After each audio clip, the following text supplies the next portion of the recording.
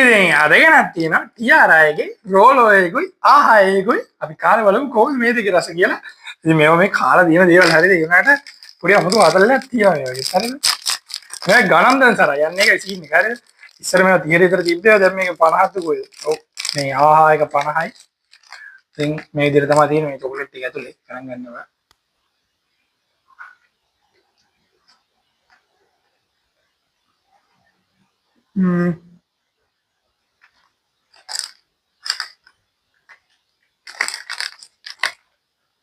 හොඳයි කියන්න තරම් ලොකු මේක ගන්න නෑ හැබැයි අර මට චොකලට් ටික නම් තියෙනවද දන්නේ නැහැ.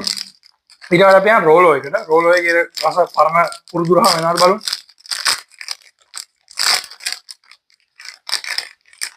මේක නම් රුපියල් 80ක් වෙනවා රෝලෝ එක. අපි බලමු.